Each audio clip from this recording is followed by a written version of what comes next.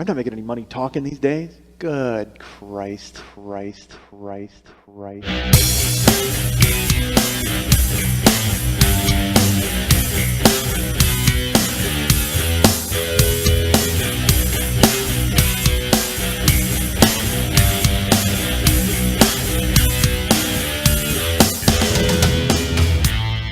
I'm a dick, folks. I'm not gonna lie to you. Still am. I guess I am a decent guy because I'm a fucking jerk, and I'm not a jerk. Apparently, I'm a dick. I'm not an awful guy, but I've done so much ridiculous stuff. Man, I'm an awful guy.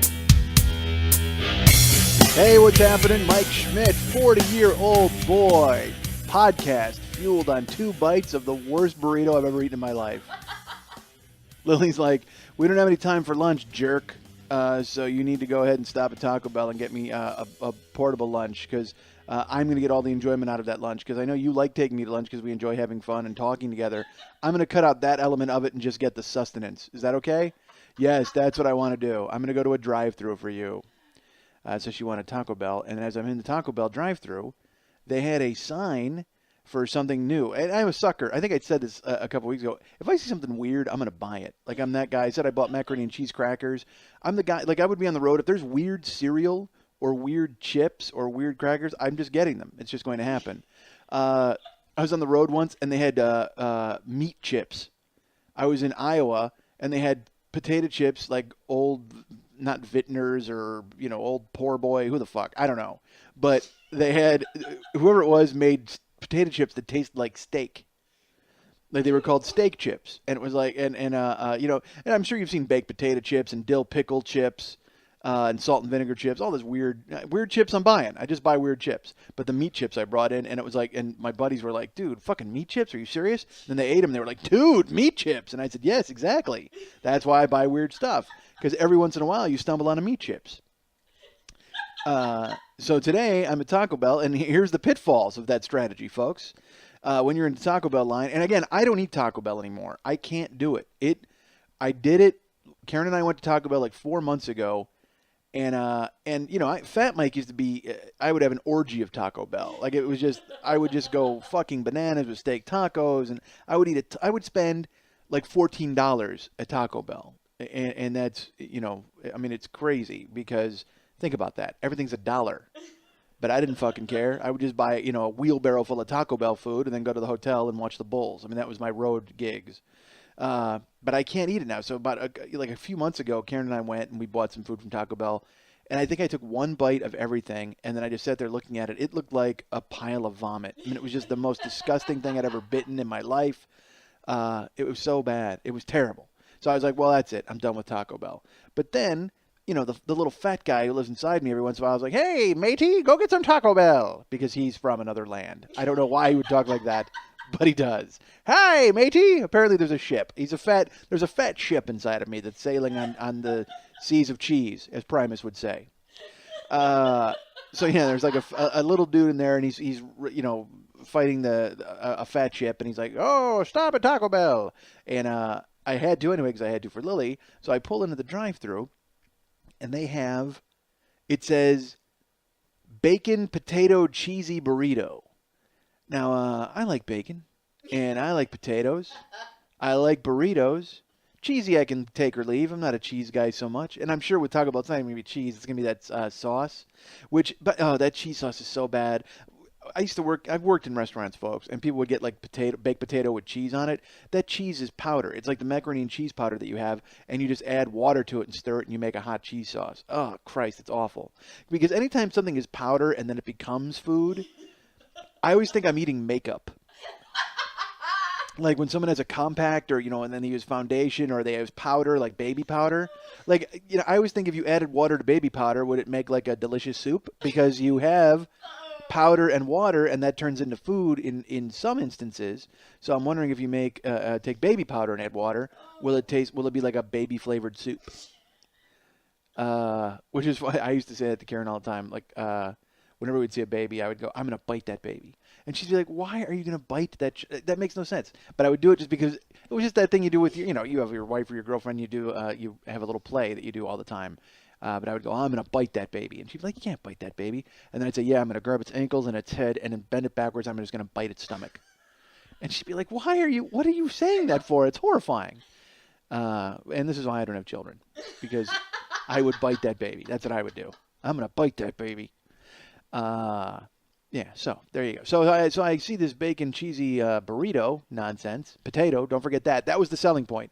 If it just said bacon cheesy burrito, fuck it, I'm out. You had potato, I'm in, because I love a breakfast burrito, folks. I am a guy who I've there's a joint here that has breakfast burritos from like 6 to 11, and you shouldn't eat breakfast burritos, by the way. Should I just tell you that? Because it is just a ticking time bomb of salt and heart attack. I mean, it's just something you should not eat, but it tastes so good.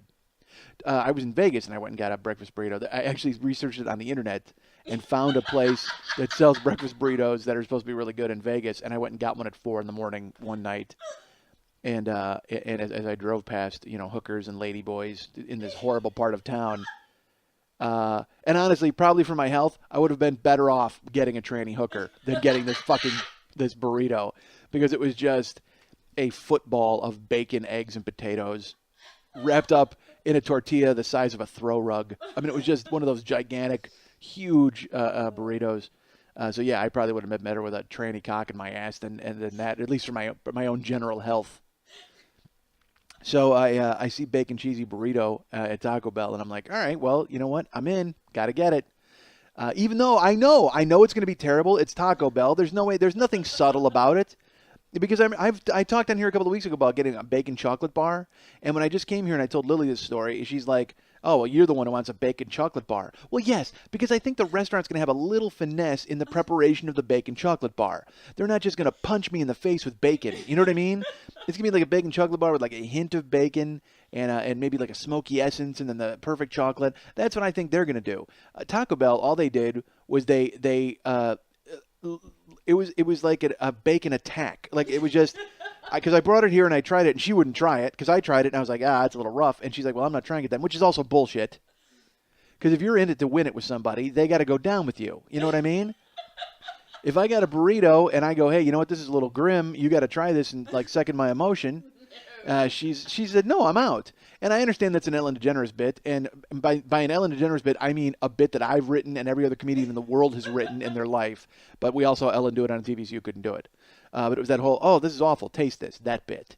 But you know what? Fuck it. You're my compadre. I stopped and picked up Taco Bell for you. You need to take a bite of this nonsense. You need to feel what I'm feeling. You need the mouthfeel of a bacon cheesy potato burrito right now. You need to get it going, and you need to see that I would have been better off eating the fucking sign. Because it just tasted like a salt bomb. It was just this weird, it literally, if it was a pipe bomb full of salt, it just went off in my mouth. And I only had 2 bites of it and went, yeah, I'm done. Here, have some. And she said, no, I can't. I'm eating M&Ms. And I said, fine. Even though you have the M&Ms and then the burrito, there's your bacon chocolate. There's your mix-em-up right there. It's like a mash-em-up of bacon. You made your own bacon chocolate bar. Done. So, that happened. I was talking there's a sign.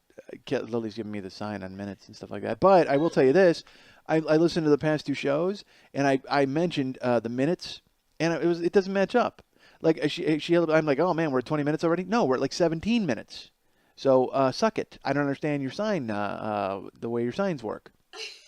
Because they're wrong. Because if you listen to the show, you'll see. All right.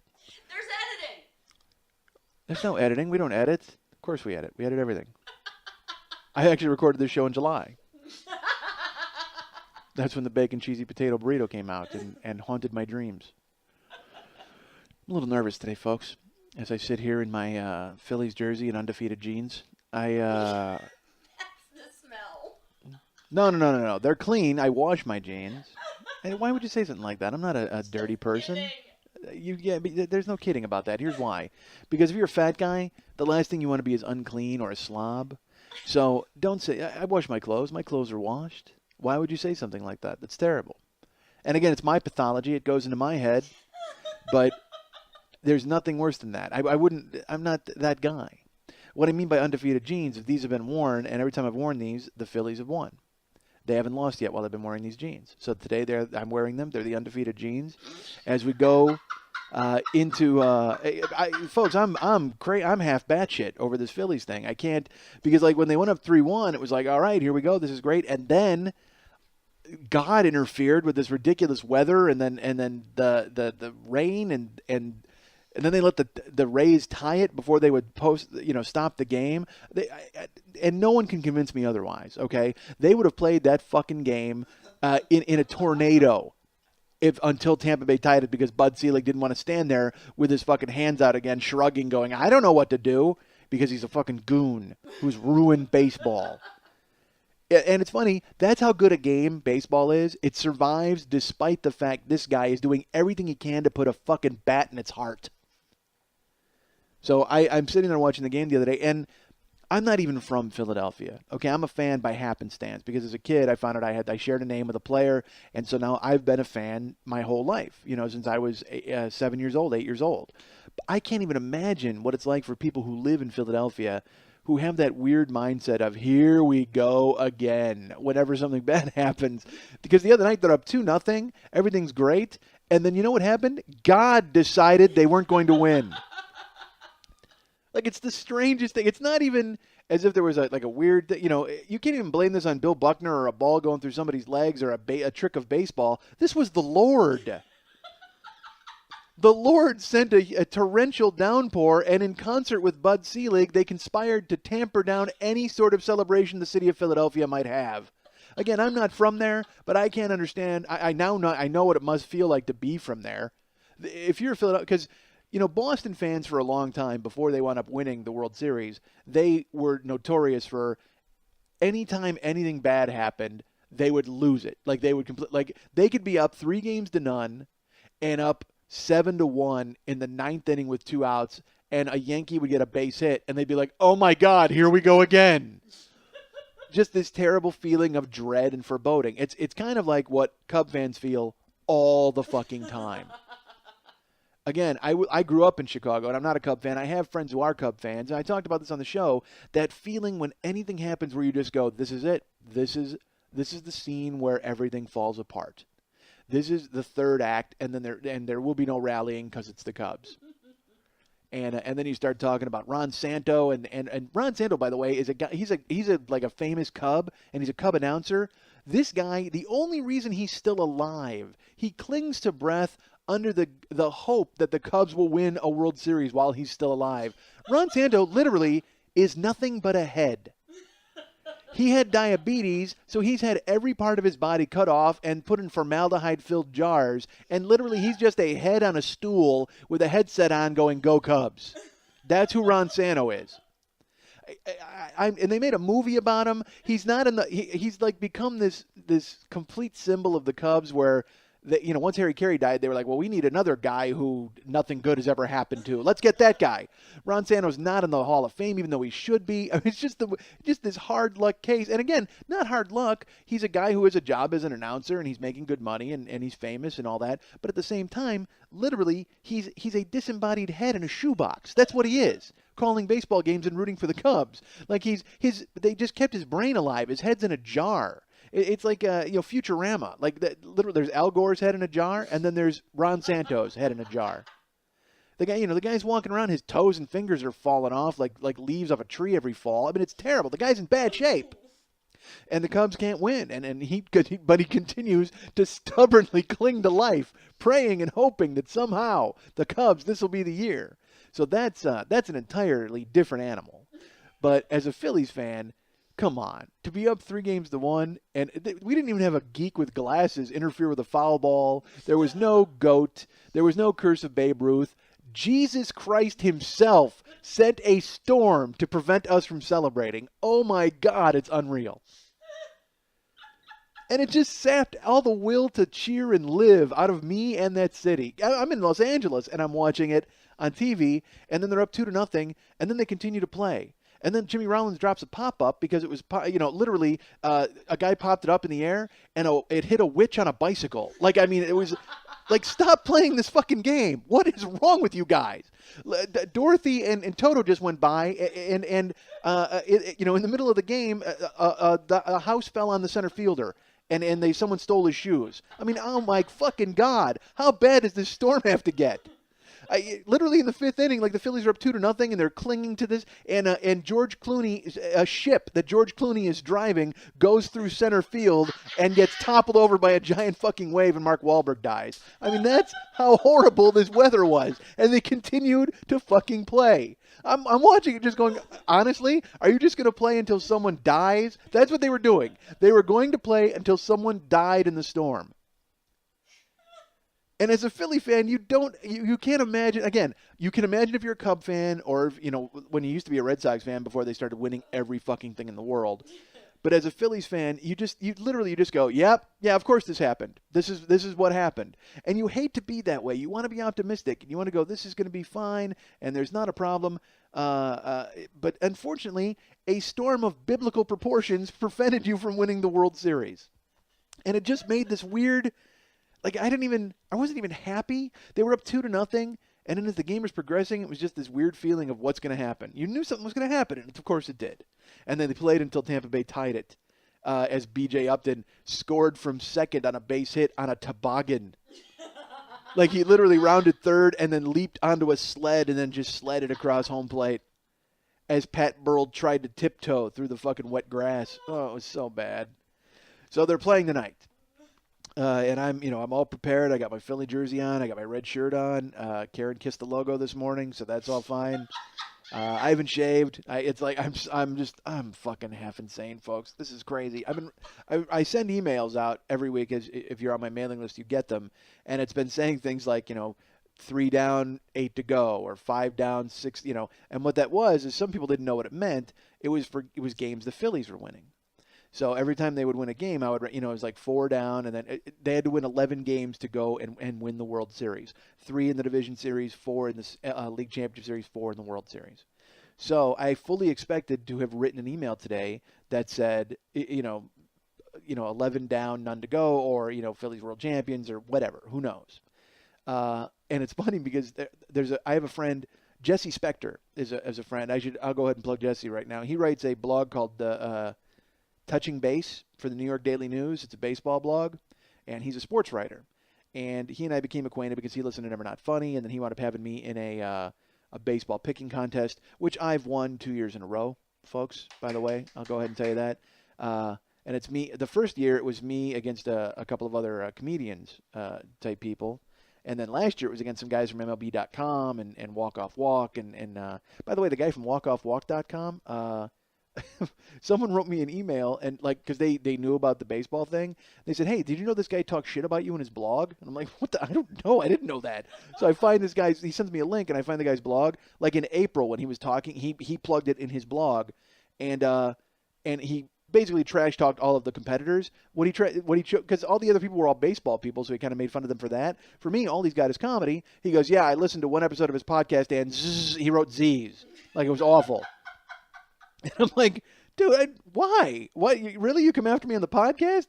Why not on baseball? But he doesn't know fuck all about me, and that's fine. So, and it doesn't matter because I wound up putting a fucking foot in his ass in the contest. So fuck you, Robbie Ricane. And I say that fully knowing that he still listens.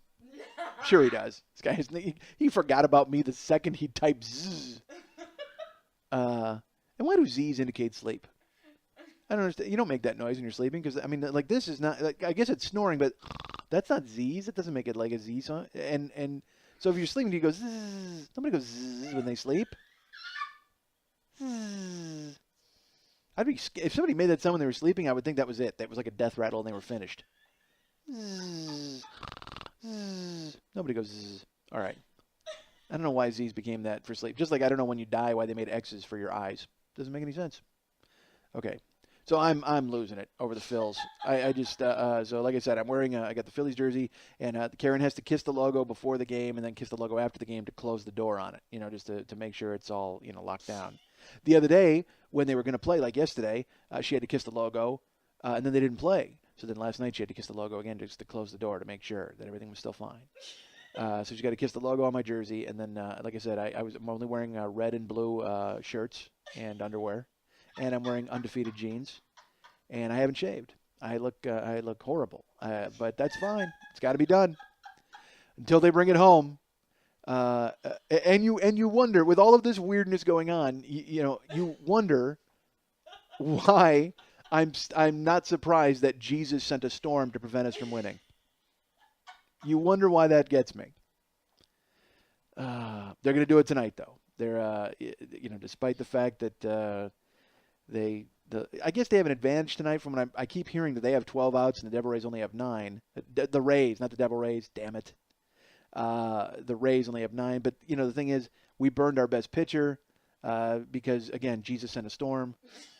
So I don't know what the hell's happening. I guess they're playing, but as I sit here, it's Wednesday afternoon. It's like 4. I don't know what time it is. 3 o'clock. 3:23. 3:23, folks. So that's good because then when you listen to this back, you go, what was I doing at 3:23? I know right now. Well, it's actually 6:23 in Philadelphia right now, and they have that Barack Obama thing tonight too, where the infomercial is pushing back. And it's funny, McCain has now seized that. McCain is running with that. Like, I would never delay the World Series. Well, no, that's fine because nobody would watch. That's why you wouldn't delay the World Series. And whatever. So I'm enjoying the Barack again. Jesus and Barack. Actually, since Barack is Jesus, we all know that. We can all blame him, that cocksucker, because he sent the storm, and now he's delaying the game with his bullshit infomercial. What are you doing? Come on, man. If you want me to still vote for you, that's fine. I'm still on board, but stop fucking with my team. Tell your dad to call off the dogs. We got to win here. Because God is Jesus' dad, right? Yeah. All right. I haven't been to church in a while. No, Jesus and God are the same guy? I never know. I don't know how it fucking works. I'm sure somebody will send me some long-ass note explaining it. Listen, you don't understand that Jesus is Lord and God is Jesus and that. Oh, okay. Well, I don't know. All I know is Jesus is, it's so funny. Jesus is a zombie. I know. That's all I know. Jesus died and then came back 3 days later. He's a goddamn zombie. That's what he is. Sure, he died for our sins and all that, but then he came back for our brains. That's who Jesus is. That's a goddamn zombie. You die for 3 days and show up. That's it. You're just literally, you're like, oh, it's Easter. Brains. Why don't we hide brains for Easter? Screw eggs. Jesus didn't come back for eggs. He came back for brains. The zombie Jesus is destroying my baseball season. Damn it. I'm a little freaked out about these Phillies. All right, I gotta snap out of it. I'm weirded out, folks. I dropped my computer off at Best Buy because my computer lost it. I'm by Circuitual. I have an Apple laptop, but I have a Windows desktop. But it's a Windows desktop that I've had for like 6 years or 7 years.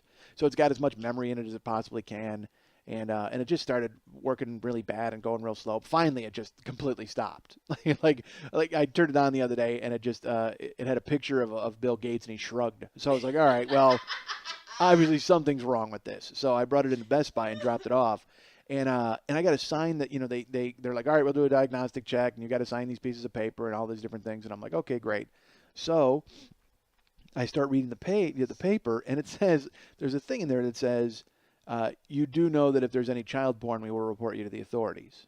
Now, I don't have any child porn on my computer, but I don't know about the sheer volume of porn that I viewed with my computer.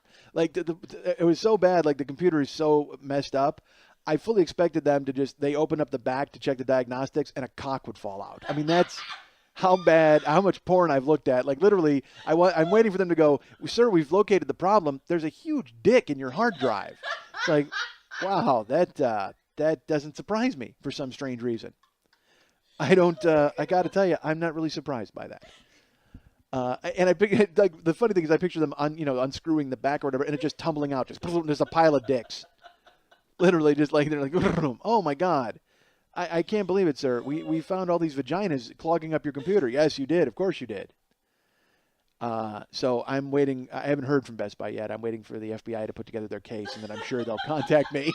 So if there's no podcast next week, you know it's because I'm in lockup. I'm in Gitmo somewhere because of the wrong picture of a model with pigtails and braces. Because you wind up at some site, and that's their whole deal. Is they're like, oh, look at this, chick. She's got pigtails and braces, and the FBI is not going to care. Like they're going to come to me and be like, dude, seriously, this is like a young chick, and I'm going to go, yeah, but I don't think it's like a girl. And they're going to go, can you prove it? I'm going to go, can you prove it's not? I don't know, but I mean, is the burden of proof on me or is it on the FBI? I don't know. I'm sure I'm going to find out soon. But I mean, I don't have these, their AIM tests or any of their records, their age records, because they don't do that. It's not like just before a porno they flash their ID at the camera. That doesn't happen. It's just like a chick shows up and she's in a Catholic schoolgirl outfit and then she's got a cock in her ass. It's not like she went, hold on, I got to get my ID for whoever's watching this. I have to, literally, I don't expect a woman to wade through the forest of cocks just before she gets bukkakied to go, hey, by the way, I'm 18. That's not happening. So again, it's not on me. That shouldn't be on me. That's not on me. So if you're listening, FBI, that's not on me. That must be such a weird gig to be a computer repairman. It's like I remember I had my picture of my dick on my phone forever, and then but I remember, like I said, when you email to people, the guy at Sprint's just like, all right, another cock just flew by. If you're looking at people's computers, I talked to a friend of mine who's a computer guy, and he told me he's worked on people's computers, and then it's like oh look, there's you with your dick in somebody's mouth. That's great. Like people have those pictures online. I don't have those pictures on my computer. Not on my computer. That's so funny. I printed them out. I've printed them all out. I've actually made them into little trading cards, like Topps trading cards.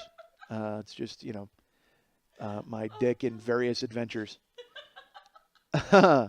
So I'm like, again, I'm on edge, folks. I'm even though I'm wearing undefeated jeans, I don't feel right because my computer's not home and I don't know what's happening. I don't know what's going to go on. So I'm sure the Phillies are going to be fine. My hair's all fucked up. I don't know. I that's all weird. I got a haircut like 2 weeks ago, and I have a girl who does it, this girl Natalie, and she's great. And by the way, if you know what, if you want to know who cuts my hair, go to Floyd's. I go to Floyd's Barbershop. So go to Floyd's.com, and then you go to it has locations, and go to the Studio City location and look at Natalie. That's who cuts my hair, and Natalie is hot and like really hot. And the funny thing, there's another hot chick at the same salon. Her name's Kelly. But Kelly tries really hard to be sexy, and Natalie doesn't try at all and just is sexy, like that kind of thing. And that's the way it is at the salon. Like, I don't understand how cutting, like Kelly, she has huge tits, and they're always on display. I mean, they're constant. Like her rack is there. Like Karen has come in with me and said, "Oh my God, look at that chick." And I'm like, yeah. And everybody who goes there, she washes their hair because she has to lean over them. So everybody gets, eye full of nipples. And it's like, all right, this is great. So I've actually considered like just having her wash my hair and going, yeah, you're not going to cut it though. I'm going to have somebody else cut it. Like if Natalie's not there, if I just show up. But Natalie does such a great job, and Natalie's really cool, and I like her a lot. But it's so funny, when I went in to get my hair cut the last time, I told Natalie, I go, because look at the pictures on the website. That'll tell you everything you need to know. Natalie's not trying at all, and she's just really sexy in her outfit. And Kelly, she's got like a tank top and a bow tie and like her little like sexy tee-hee because they have like the stats. And she writes all these different things about herself, and it's just like, wow, you're not sexy at all. And her nose is like a quarter of an inch lower than it should be. So I can actually do that because I can wiggle my nose and I can make my nose like lower, and it changes the entire complexion of your face. All right, I'm gonna make Lily like if you like this, and then you went like that. If you lower your nose like a quarter of an inch, because it moves your whole lip and your lip goes out like a duck, Kelly looks like a duck. So I will do it in the car whenever we drive past the salon. I'll look at Karen because Karen's like, talk like Kelly. So I'll make my face like Kelly's, and I'll be like, so, how you doing? It's really nice to meet you. And, your lip is all fucked up and you just look strange. It's like, because Karen will always, I can cross my eyes and then, like, make one go the other direction, so make it look like a lazy eye like this. And then Karen will go, talk like that, like you just met me in a bar. So I'll cross my eyes and go, hey, how you doing? What's happening? And it's freaky looking. But Karen will never stop laughing. Like, she just thinks it's hilarious to think of a guy with those kind of eyes coming up and trying to pick her up in a bar. So Kelly is so that's Kelly. So here's the thing. So anyway, I go get my hair cut by Natalie, and I tell Natalie what I want, and I really like how she cuts my hair, but every once in a while she goes rogue and just kind of starts cutting my hair, and I'm like, well, yeah, I want a man's haircut. That's what I want. It's like a guy's haircut. That's all I want. Just do that. I don't need anything special. So this last time, She finishes, and I look, and she blew dry my hair and pushed it all forward, so it was like on my forehead, and it was all kind of choppy looking. And I looked at it and I go, all right. I go, you know what? Next time, let's not do this. And she's like, what do you mean? And I go, next time, can you just cut my hair all the same? Like, I don't need it asymmetrical and choppy and pushed forward on my forehead. And she's like, why not? I go, why not? Because I'm not Zac Efron. Why not? Because I'm not in High School Musical 9. I'm not that guy. You know, and the thing is, I don't begrudge anybody who wants to look like that. I don't want to look like that because then, you know who you are? You're a 41-year-old guy trying to look like that. My days of experimental hair are out the fucking window, okay? I need just a regular dude haircut. When you're listening to this, look at the little picture in the corner there. That's what I should look like at all times. I should look like that guy. Unless with a right now a 9-day growth of beard because the Phillies can't close out a series because Jesus got involved.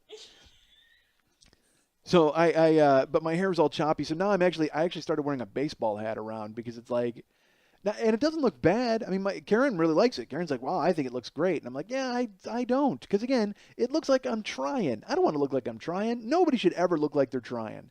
Everything should look smooth and easy. And I generally don't look like I'm trying because I'm not fucking trying at anything. I don't care if it's comedy or work or anything at all. I am not trying, folks. And it should never look like I've made an effort at all in the least. And when you got hair like that, man, it just looks like everybody's like, oh, hey. It's like on American Idol last year when that guy David Cook won. The first, 7 weeks, David Cook worked so fucking hard on his hair. I mean, you could just see that he was every strand was so manufactured and put where it was supposed to be and brushed down in his face and just, oh, my God, just that horrible... Dude, seriously, I understand you've got to work on your image a little bit, but put down the brush. And then, not coincidentally, I don't think, after he stopped fucking with his hair so much, he started to win a lot more. Like he started getting noticed for his singing, and then he won. He won the whole thing. And I think it's fully because he stopped trying with that goddamn mop of his. Sure, it still looked crazy, but not as crazy as it did when he was trying to look like he was 11.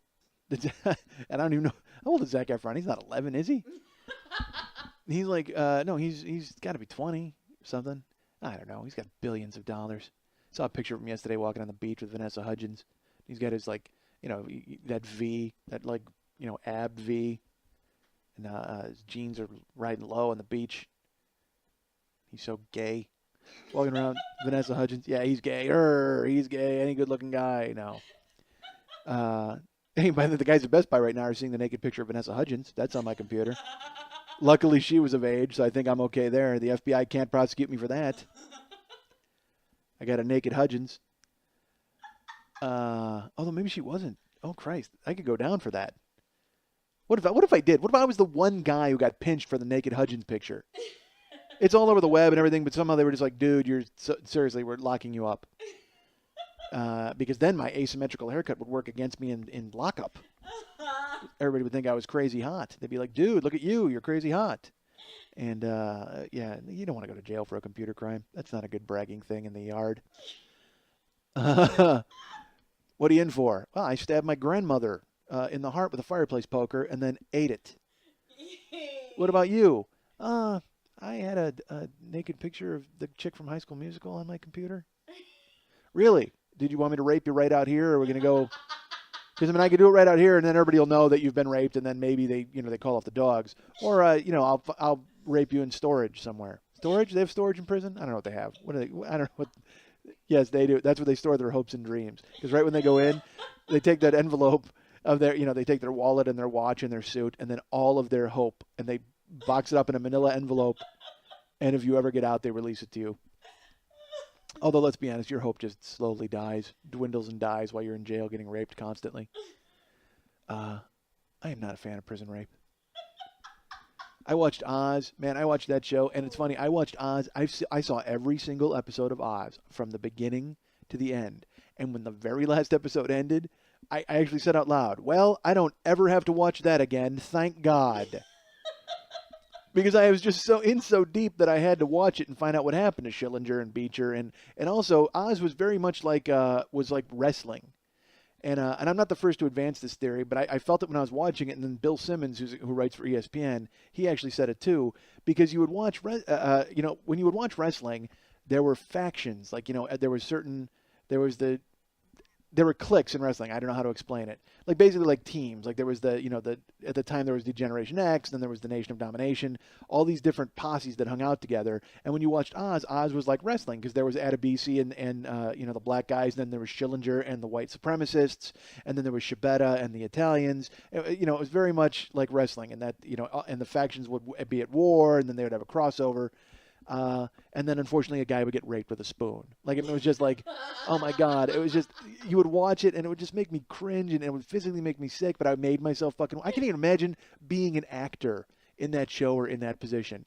Okay, today's the day when Beecher shits on your face, okay? So you got to get your motivation for that. How's that going to work out? Today's the day when Beecher, who's been sharpening his fingernails for 3 weeks, is going to cut out your throat in a foyer, Bill Fagerbach. And just creative deaths and things that happen. And just like, Oz was brutal, just brutal. And I watched, again, could not turn away from it, watched every single episode. But when it ended, it was just like, thank God. All right, I don't ever, now, because now it's on in reruns too. And they sell the DVDs. If you work anywhere and a guy buys the DVDs of Oz, don't even make eye contact with that fucking guy, because he is someone who is destined to ruin somebody's life. He is. That is just a training manual for how to be a psychopath, and I don't know why. Who gets enjoyment from that? Who's like, God, I can't wait to hear the director's commentary from Oz. Really? Is that what you want to hear? Oh man, here's the part where we made this guy put on lipstick and get gang raped by all of the white supremacists. Now here's why we did that. Jesus Christ. Oh, I am not a fan of rape. Guys, girls, men, women, animals, horses. I want nothing to do with any sort of rape whatsoever. At all. I don't even like the word rape. Sounds like a fruit. All right. Not like a bowl of rape. I'd like a big bowl of rape. Again, Phillies. All right, so and Saturday was crazy weird for me because I'm at my house, and I got the two TiVos working because I had the UFC in one room and the Phillies in the other, and I had to dress up in Phillies clothes. I had to wear Phillies clothes because it was the Phillies, but also Anderson the Spider Silva was fighting the UFC, and I was going to wear my Spider shirt. So I'm like, all right, should I wear my Spider shirt with my Philly shirt over it? How do I work this? And again, I have no friends. So, but I'm in the house. I'm trying to figure out what to do. I'm like, all right, I got to wear the Spider shirt because the Spider's got to do good. And then, because the Spider's the best. If you guys don't know who Anderson Silva is, Anderson the Spider Silva is the UFC middleweight champion, and right now probably the best pound-for-pound fighter in the world. He's built perfectly for MMA. He's just long and lean and evil. He's an evil striker. He's a guy, he'll kick your head right off of your shoulders, or he'll punch right through your fucking skull. But if you want to tackle him and go to the ground, by the way, he's got a Brazilian Jiu-Jitsu black belt. So guess what? He'll punch you or he'll choke you out. Either way, you're in a lot of trouble with the Spider. And he's just so well-rounded and fun to watch. He's a guy who's never been past the second round in the UFC because he's just destroyed everybody he's fought. It's watching him is like listening to music because it's all angles. And he's been described as a ballet of violence, and that is an absolutely perfect way to describe him. So I love watching him fight. So he's fighting Saturday, and the Phillies are playing. Then the Phillies don't start until super late super late on the East Coast, but 7:00 here in the West. So I've got to watch the Phillies in one room and then the UFC in the other. So I'm going back and forth. But I didn't wear my Spider shirt because I was like, you know what? I love the Spider. But if he loses, he can come back and win again. If the Phillies lose, it's bad. So I got to wear Phillies clothes. So I had my Phillies clothes on. And I'm going from room to room. And then Karen's confused. She kissed the Spider shirt. I'm like, no, don't kiss the Spider shirt. You got to just kiss the Philly shirt. So, but then the UFC happens. And Anderson Silva, like I said, the best in the world. And can you imagine what it would be like to be the best in the world at something? Like the best in the world. What if you were the best in the world at rape? All right, so That would be, how would you know? Like, because you'd have to do it a bunch of times to get good. Like, and what would constitute being really good at rape? Would you be a guy who able to do it a lot of times without getting caught? Or, well, all right. So, being really good at rape would also maybe, you know what? This would probably be the biggest test of being the really good at rape, is if the other person actually didn't mind it. Then you're not. Then you're really good at rape, because then you're like, you know what? Hey, I not only did I do my rape thing, but the other person actually kind of didn't care. They were into it. So then you're that I think would constitute being really good at rape. It's not getting away with it is one thing, because then you're a good criminal. If you get away with it, then you're a good criminal. But if you do it and the other person's kind of like, hey, I was actually, that wasn't as unpleasant as I thought it was going to be, then you're actually pretty good at rape. So I can't believe I just talked about that for the past 2 minutes. That, honestly, that's going to end this. A free show. The internet is actually going to shut down. The internet's going to come to my house and knock on the door, and it's just going to be the Numa Numa Kid and Dramatic Chipmunk and Chocolate Rain. They're going to go, you're out. Them and then the poor girl who fell off the table. I'm sure you've all seen that YouTube video. Someone just sent it to me, actually, it's become viral. But I had seen it before this person sent it to me. But it's a woman on YouTube. What's her name? Sally? Sandy? I don't know. Google woman falls off table, and I'm sure you're going to find it. It's a woman who's just talking to the camera, and she's trying to do a videotape. And honestly, I couldn't watch the beginning. I have to fast forward because I know there's a money shot coming. Like, everybody's like, don't give up on this. Well, you know what that means? Fast forward to the good part. Because even on the internet, I have no patience. If something's 38 seconds long, I'm jumping to the 30-second mark because I know the last 8 seconds is the payoff. But in this woman is talking and talking, and she's a kind of a heavy woman, and then she climbs up on a table, and she's talking to a video camera, and she starts to dance and sing, and zigs when she should have zagged, and goes ass up. Falls on the table. It's like this painful ribs first, and then she's laying there, and then she's laying on the ground, and she's like, oh, like she's in pain. It's terrible. So, but she's going to show up at my house now after the rape chunk that I just spit out, and she's going to go, yeah, you know what? You're not allowed to use the internet anymore. You're done. This is, again, the perils of not having any material or not knowing what you're going to talk about. Then you talk about what it means to be a good rapist. That's why or strange glory hole stories. I said it to my buddy Mex on the phone. I'm like, he actually told me when we were talking about the glory hole thing. He goes, dude, I thought the payoff was going to be it was somebody famous. And I'm like, that would actually be funny and probably a better payoff than they made him leave. But how do I know if he's famous? It's just literally, all I saw was his eye, his mouth, and his dick. His eye, his mouth, and his dick. It was like having a fight with a Picasso. I wanted to do that line last week so bad, folks. I thought of that line after the show, and I called Lily and said, I have a joke that I have to put into the show. And she's like, I'm already done. And I go, listen, no, honestly, I have to re-record it because there's nothing, because again, I'm just talking like an ass off the top of my head. And then later on, I think I should have said that, I should have said this, I should have said that. And that Picasso line I thought of last week at like 2:30 in the morning. And I called Lily, and of course she was up. And I'm like, hey, I got to come over and do this because that's not weird for her husband.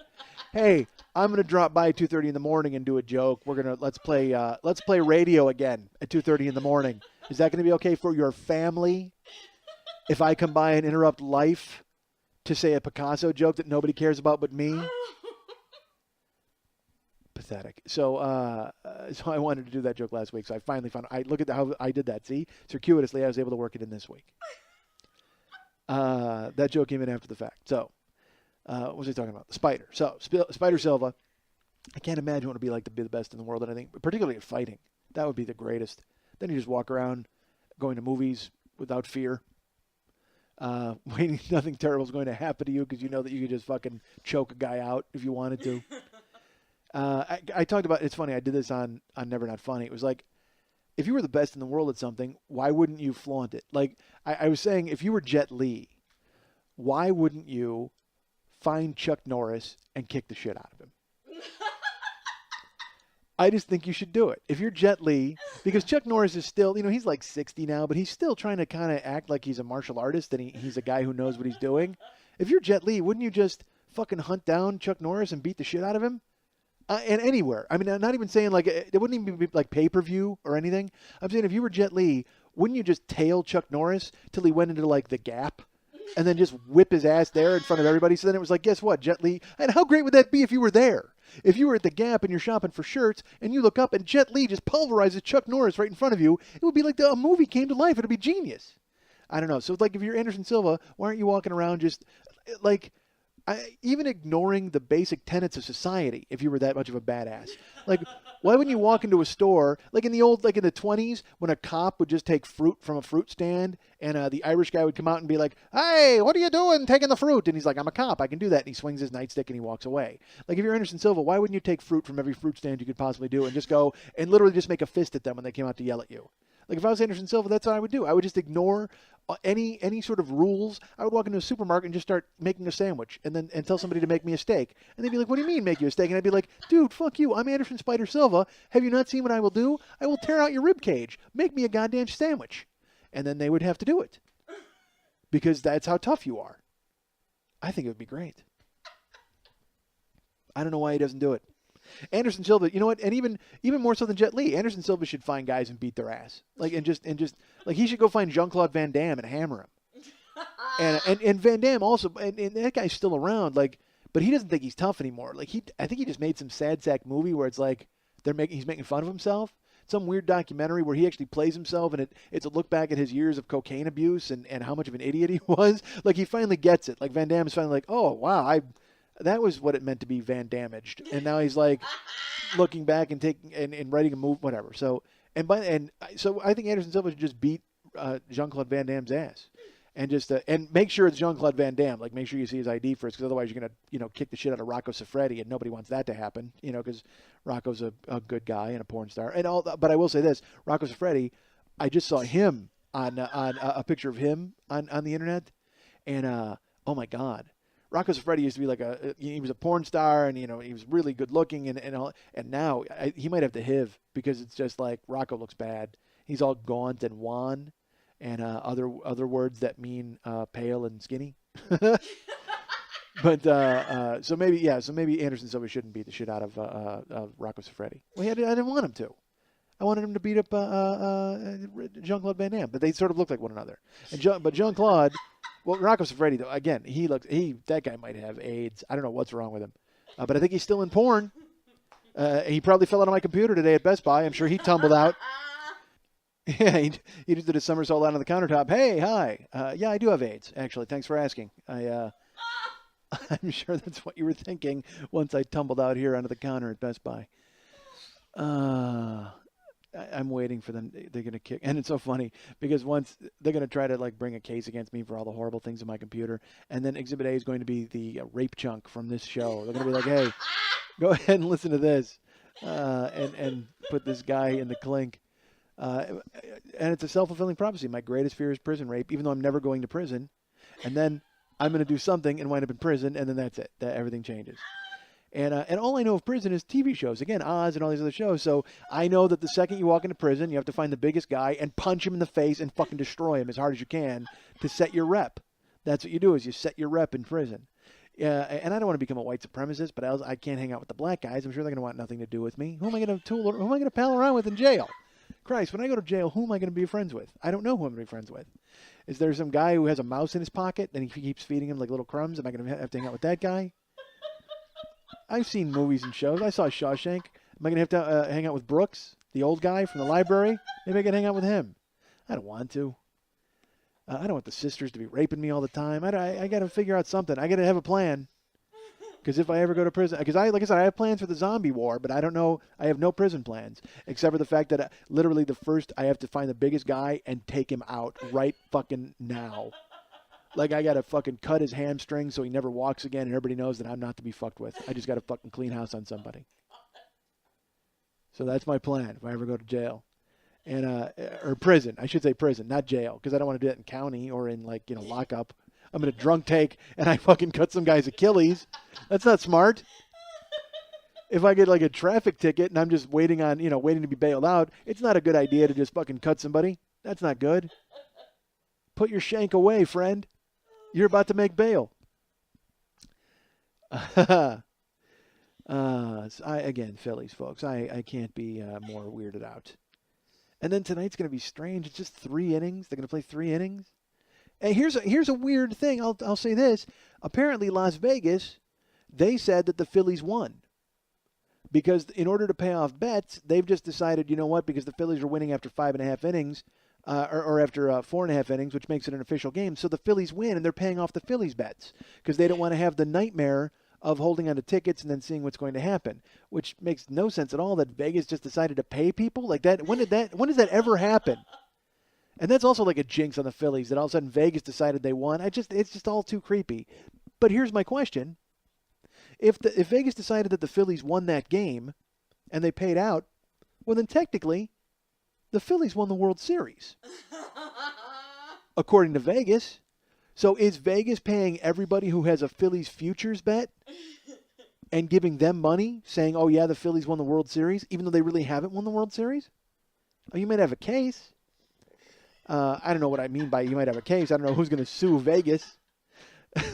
What if you sued all of Las Vegas? I'm suing Vegas, period.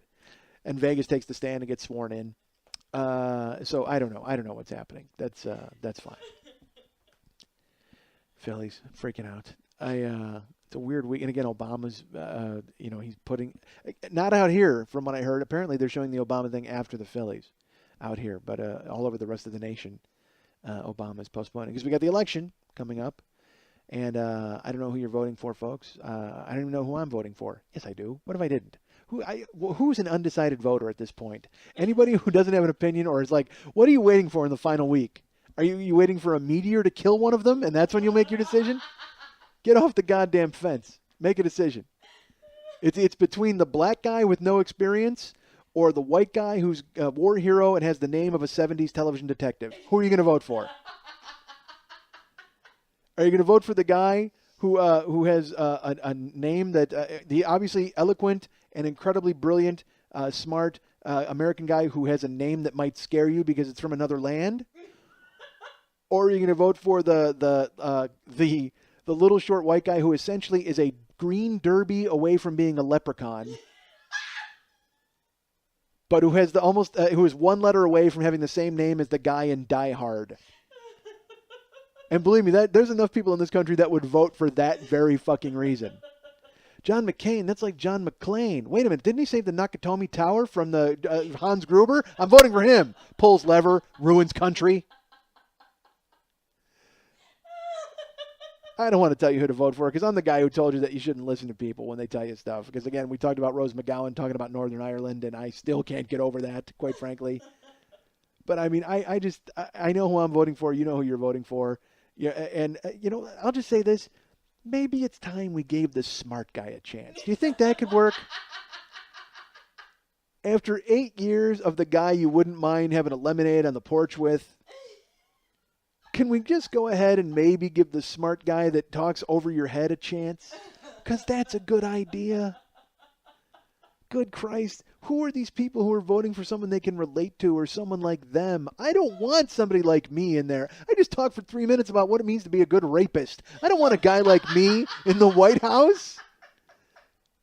That guy's got to deal with people all the time that are smart. I want a smart guy in there. I don't. It's so funny. This week there was a controversy because apparently in 2001, Barack Obama talked about redistributing wealth and how with the civil rights, it was a shame that it was legislated in the courts. It was so eloquent what he said. I can't even repeat it. It was this chunk, and they're trying to indict him. They're saying, "See, he's a socialist because of what he said here." What's funny is read that paragraph to yourself, and then try to imagine George W. Bush even reading it out loud. And not sounding like a fucking goof.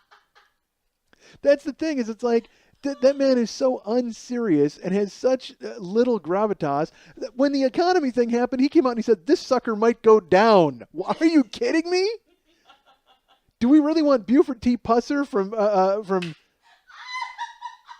Walking Tall as the goddamn president? I don't get it. Do we want Jackie Gleason from Smokey and the Bandit running this country? I guess that's my question to you folks. That's it. Buford T. Justice. Do you want him Do you want him getting a Diablo sandwich and a Dr. Pepper and telling you to shut the fuck up for the next 8 years? No, we don't. Vote for the goddamn smart guy. And even if you were a McCain person, even if you were someone who was like, you know what, I'm on board with McCain. He's a war hero. I respect him, and I respect all the things that he's done. And you know what? He's got a lot more experience. The second he picked that numbskull to be his vice president, you had to just go, you know what? I got to wash my hands of the leprechaun because he is the most unserious candidate in my lifetime. Who the hell just goes, you know what? We need a vagina in this ticket quickly. I don't get it. And then you pick that woman, and then they tried to shove her down your throat by saying like she was still more experienced than Obama. They said she was the they said that she was the leader, she was the commander in chief of the National Guard of Alaska. Really? That's 3 guys and a moose. And I'm supposed to be impressed with that? And then it turns out she's like in a beauty pageant, and then those clips are on YouTube walking around in a fucking swimsuit. Really?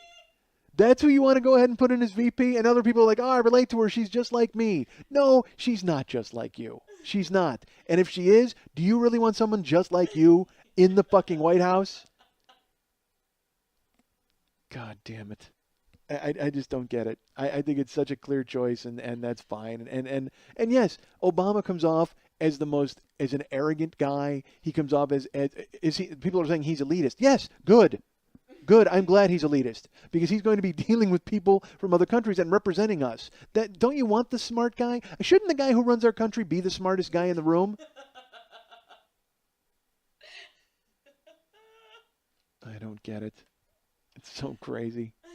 People love Sarah Palin because she's like, they said she loves kids because she's got 5 kids or whatever she's got. She doesn't love kids. She's from Alaska. They're fucking to keep warm up there. That's why she's got 5 kids. So vote Tuesday. There you go. Go ahead and do that. I will, I think, as long as the FBI hasn't carted me away for whatever's on my computer. Sadly, luckily I know it won't be on there. The Nayland Palin pictures. God bless Larry Flint. Hey, who's this chick? Let's make a porno about her. What do you say? Let's do that really quick. Really? Immediately? Ugh. That's a good plan. And it's funny because, I'm sorry, Sarah Palin's hot. I know all these people are like, oh, she's not hot. She's, there's that backlash. Look, for me, she's fucking hot. She's got glasses and a great body. And I don't even know if it's a great body, but who cares? She's hot. Karen has little square glasses, and I just go, oh, wear your Palin glasses. Do it now. I'm on board with that. Halloween's coming up. How many people are going to be dressed like Sarah Palin? Literally, it's like, I can't, you'll go to a Halloween party, and half the room will be Sarah Palin's, and the other half of the room will be the Joker. The Heath Ledger Joker. And you'll have to find different variations of the Joker. Like, will you go as like the no makeup Joker when he was a cop and he tried to assassinate somebody? You know what I think will be actually the biggest one is Nurse Joker. If you saw The Dark Knight when the Joker is wearing the nurse outfit and the wig, I don't know why you wouldn't. If you're going to be the Joker, you should just do that. Unless you've got the purple outfit. If you've got the clothes that look just like Heath Ledger, then that's fine. Go with that. Heath Ledger, by the way, my laptop screensaver, sitting in the cell in the Joker outfit. It's the most amazing picture. I'm sure you'll find it online. It's a still picture of him sitting in a jail cell in the full-on custom Joker clothes, just smirking at the camera. He was my screensaver until this week when I found a chick with a body-painted Phillies jersey on. So she became my screensaver for the week.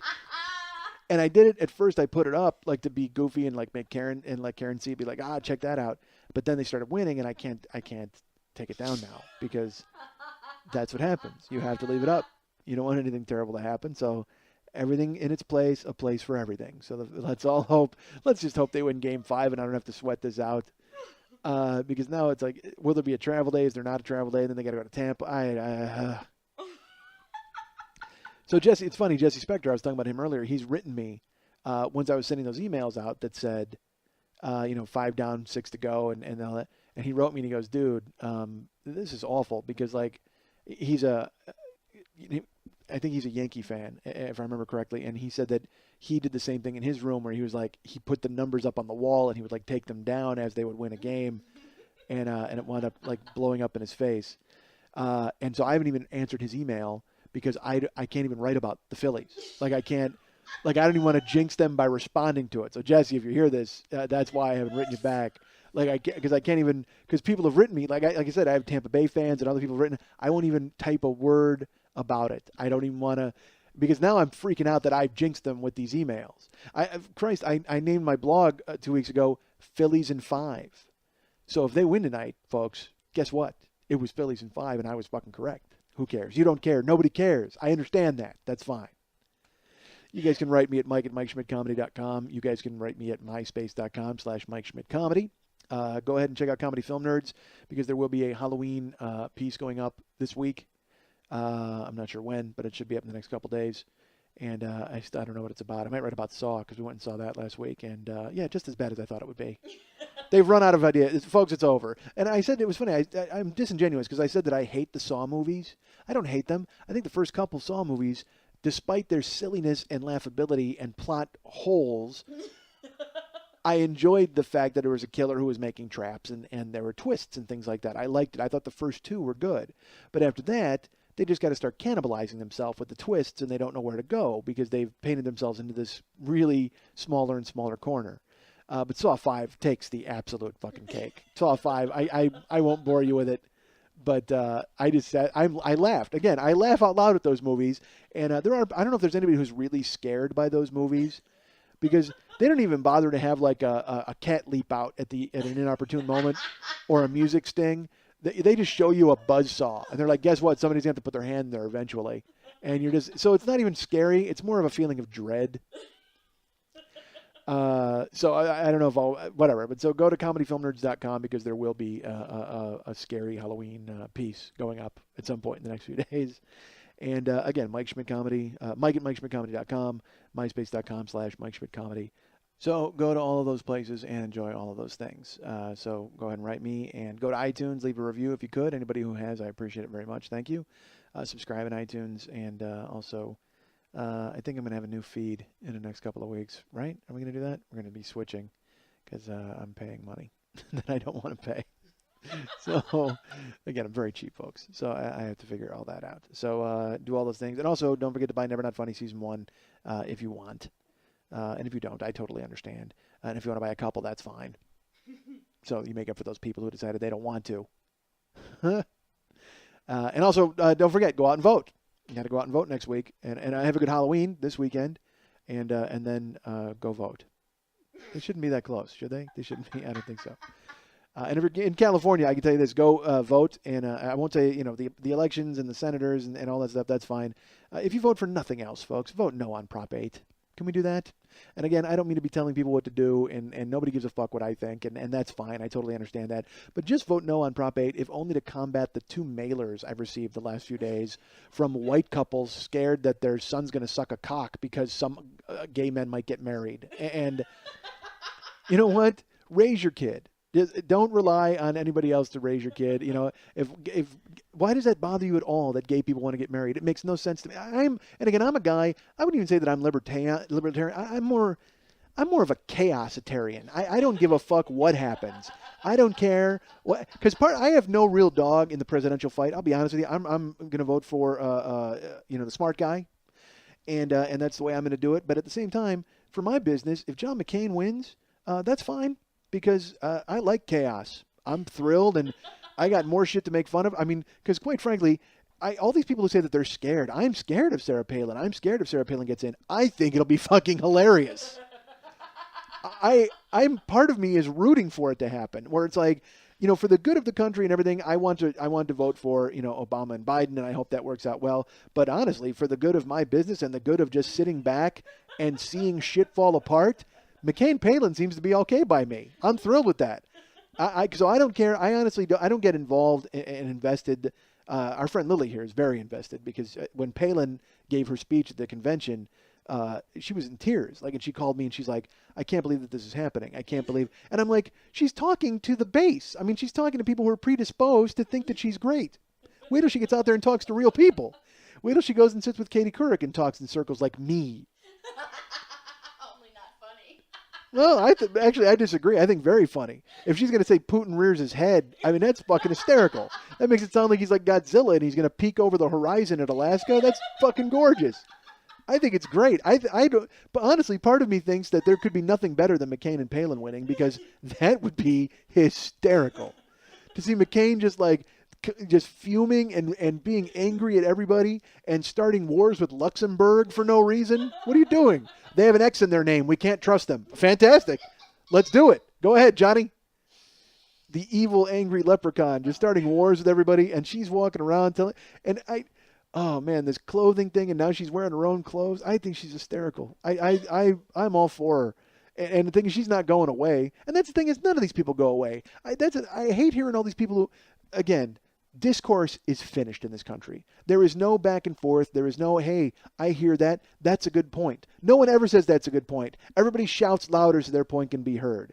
And on the internet, it is just the fucking Wild West. Because it's all these people who are like, I'm so scared of McLame and McSame, and they're all calling names and they're being upset. It's like if you've seen any of these YouTube videos from Palin rallies, where these people are very angry and they're very upset. And they're not even hiding their racism at this point. They're like, I would never vote for a black man. Barack Hussein Obama. We can't vote for this. And it's just fear. That's all it is. And the problem is the electorate are the ones having those battles. Above the fray are McCain and Palin stirring it up. But then if they lose Tuesday, they're not going away. You don't think that The Daily Show will have McCain on in a week and he'll get to smile and kind of go, well, you do what you got to do to try to win an election, and then he'll be a pundit and get tons of money? It doesn't fucking matter. There's no reason to get upset or be scared or angry because politics is wrestling. Politics is show business. That's all it is. It's show business, but on the East Coast. Washington, D.C. is the East Coast Hollywood. Because all those people are trying to, because now look at, when the new election happens and whoever wins, a whole new regime is going to come in and all these people are, jumping ship, and the same people who are criticizing someone today will be the same people blowing them tomorrow, and then they'll be criticizing them the next day. Because all these people are generating columns and words, and oh Christ, I don't even know why I'm boring you to fucking tears with it. Just because I'm so sick of people. The only people who are hardline in this country are the people voting and the base and the zealots. And us, we are the people who are hardline. The people who are running are interchangeable at all times. There you go. That's that. Bore yourself to tears with that horribleness. And remember, take this with a grain of salt because I'm the guy who earlier was telling you that his wife has to kiss his Phillies jerseys twice a day to make sure that they fucking win. So I am not the guy to be lecturing anybody. But I'm so sick of the fact that people are like, I'm scared of Palin. I think Palin's hilarious. If she wins, I think that'd be funny just to see it happen. I'm looking forward to having a vice president with a laugh track. I think that's going to be great. If they somehow, because I also want to see, part of me is curious to see how they diabolically steal this election this time. Because in 2000 and 2004, they were able to steal it with the Supreme Court. They were able to steal it by disenfranchising voters. And then also there was the machines, and the Diebold machines didn't work, and there were hanging chads, and 9 movies had been made. And you know what? Nobody fucking cares later. Nobody cares. It doesn't matter. People still cling to it, and you just sound like a bitter old goof. Because everybody's like, move on. Because that's what will happen. No matter what controversy rages, everybody's going to go, oh, come on, just move on. And then nothing's going to get done, and then gas will be $9 a gallon eventually. And eventually, all of us will be living a Cormac McCarthy novel. I think it's hysterical. I mean, just root for it. Just root for it to fucking end. Honestly. I do a free show on the internet. I mean, I got no stake in anybody at this point.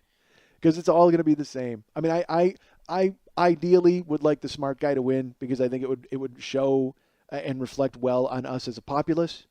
But if the evil guy, he's not even evil. If just the angry guy, let's put it that way. He seems a lot angrier than Barack, so we'll call him the angry guy. If the angry leprechaun wins with his ridiculously empty-headed vice president, think of the comedy potential of the two of them in office. I think it's hysterical. It'd be like the worst buddy cop movie you ever saw in your life.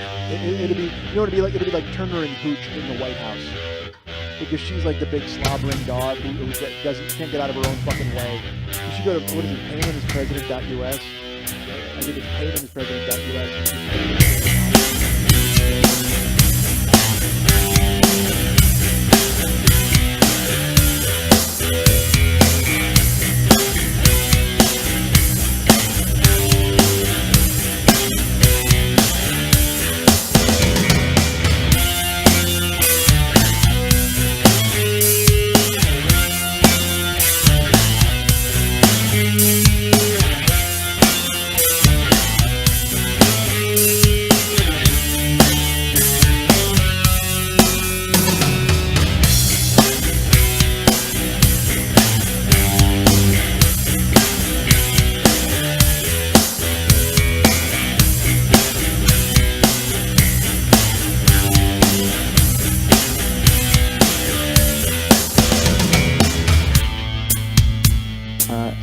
folks. I'm not going to lie to you. I'm a decent guy because I am a jerk. And I'm not a jerk. Man, I'm an awful guy. I'm not an awful guy. I am not a good guy.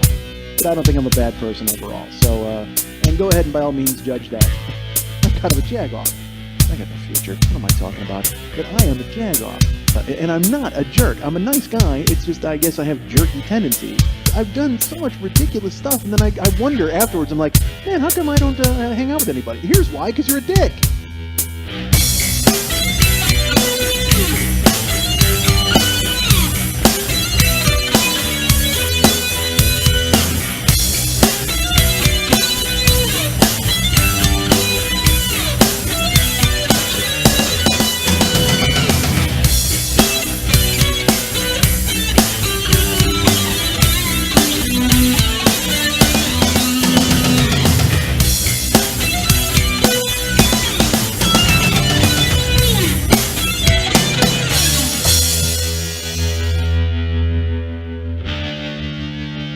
You're fit. You're fit. You're fit. You're fit. You're fit. You're fit. You're fit. You're fit.